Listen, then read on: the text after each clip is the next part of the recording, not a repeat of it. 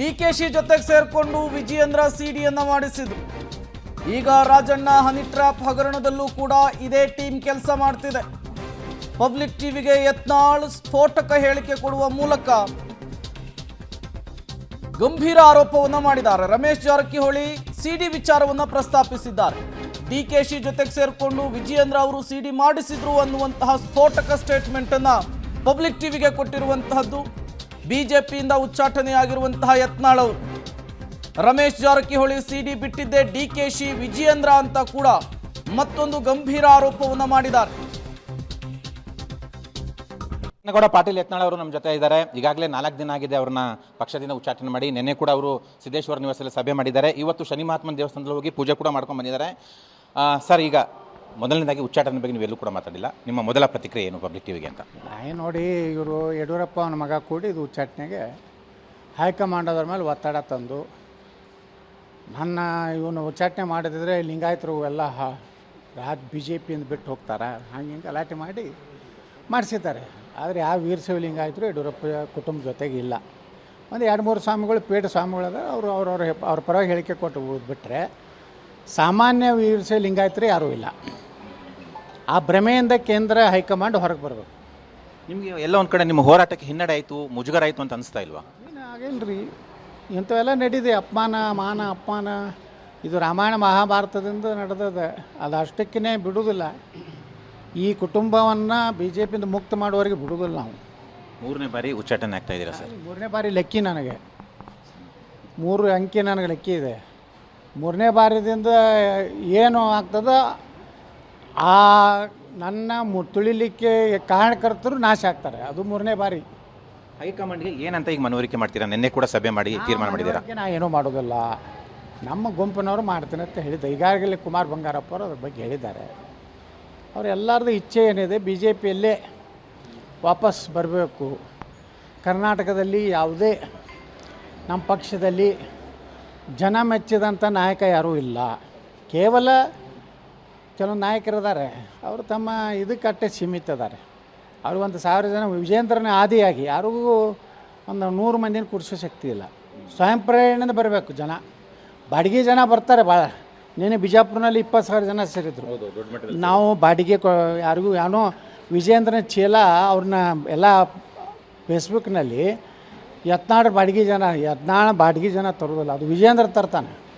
ಮತ್ತು ಬಾಡಿಗೆ ಜನ ಕೊನೆಯವರೆಗೆ ನಿಲ್ಲುವುದಿಲ್ಲ. 80 ಜನ ಪದಾಧಿಕಾರಿಗಳು ಕೂಡ 174 ಜನ ರಾಜೀನಾಮೆ ಕೊಟ್ಟಿದ್ದಾರೆ. ನೋಡಿ, ಇಡೀ ಕರ್ನಾಟಕ ತುಂಬ ವ್ಯಾಪಕವಾಗಿ ಜನ ಒಬ್ಬ ಹಿಂದೂ ನಾಯಕನನ್ನು ಇವತ್ತು BJP ನಡೆಸೊಂಡ ರೀತಿ, ಹಿಂದೆ 3-4 ಜನರ ಜೊತೆಗೆ ಅದೇ ರೀತಿಯಲ್ಲಿ ಅನಂತಕುಮಾರ್ ಹೆಗಡೆ ಇರ್ಬೋದು, ಈಶ್ವರಪ್ಪ ಇರ್ಬೋದು, CT ರವಿಯನ್ನು ಇದೇ ಯಡಿಯೂರಪ್ಪ ತನ್ನ ಚೇಲಾನೊಬ್ಬ ನಿಲ್ಲಿಸಿ ಸೋಲಿಸಿದ. DK ಶಿವಕುಮಾರ್ ಜೊತೆ ಡೀಲ್ ಮಾಡ್ಕೊಂಡಿದ್ದ CT ರವಿ. ಹೀಗಾಗಿ ಹಿಂದೂ ನಾಯಕರನ್ನ ಮುಗಿಸ್ಬೇಕು ಅನ್ನೋಂಥ ಕಾರ್ಯತಂತ್ರ ಏನಿದೆ, ಆ ಕಾರ್ಯತಂತ್ರದ ಹಿನ್ನೆಲೆಯಲ್ಲಿ ಅವ್ರಿಗೆ ಯಶಸ್ವಿ ಆಗಿರ್ಬೋದು. ಆದರೆ ಇನ್ಮೇಲೆ ಆಗೋದಿಲ್ಲ. ನಿಮ್ಮ ತಂಡದವರು ಯಾವ ರೀತಿ ಮನವರಿಕೆ ಮಾಡ್ತಾರೆ ಹೈಕಮಾಂಡ್ಗೆ ಉಚ್ಚಾಟನೆ ವಾಪಸ್ ತೆಗೆದುಕೊಳ್ಳಿ ಅಂತ?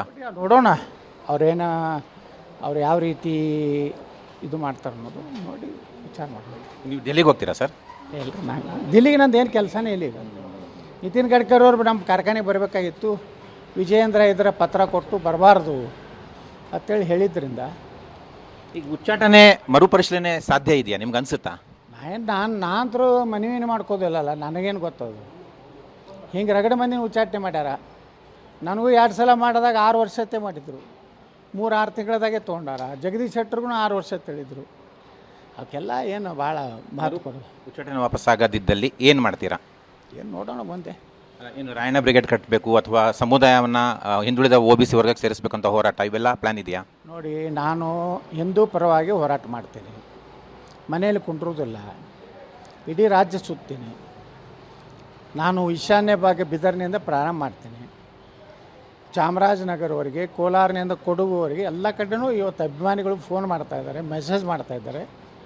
ನೀವು ಧೃತಿಗೆಡಬೇಡಿ, ನೀವು ಯಾವುದೇ ಕಾಲಕ್ಕೂ ಹಿಂದೆ ಸರಿಬೇಡಿ.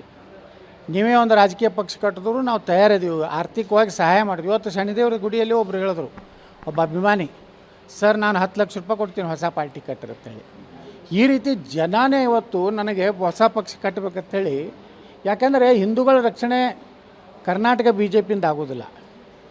ಕಾಂಗ್ರೆಸ್ ಅಂತೂ ಮುಸ್ಲಿಮರ ಪಾರ್ಟಿಯಾಗಿದೆ. ಜೆ ಡಿ ಎಸ್ಸು ಇವತ್ತು ಅದೊಂದು ಹಳೆ ಮೈಸೂರು ಭಾಗದಲ್ಲಿ ಅವರು ಪ್ರಾಬಲ್ಯ ಇರ್ಬೋದು. ಆದರೆ ಹಿಂದೂಗಳನ್ನು ರಕ್ಷಣೆ ಮಾಡುವಂಥದ್ದು, ಹಿಂದೂಗಳ ಪರವಾಗಿ ಮಾತಾಡುವಂಥವ್ರು ಯಾರೂ ಇಲ್ಲ. ಉತ್ತರ ಕರ್ನಾಟಕದ ಅಭಿವೃದ್ಧಿ ಬಗ್ಗೆ ಮಾತಾಡೋರು ಯಾರೂ ಇಲ್ಲ. ಹೀಗಾಗಿ ಜನರಲ್ಲಿ ಏನು ಬಂದಿದೆ ಅಂದರೆ ಎರಡು ರೀತಿ ಬಂದ, ಒಂದು ರಾಜಕೀಯ ಪಕ್ಷ ಕಟ್ಟ್ರಿ, ಇನ್ನೊಂದು ಉತ್ತರ ಕರ್ನಾಟಕ ಪ್ರತ್ಯೇಕ ರಾಜ್ಯದ ಕೇಳ್ರಿ.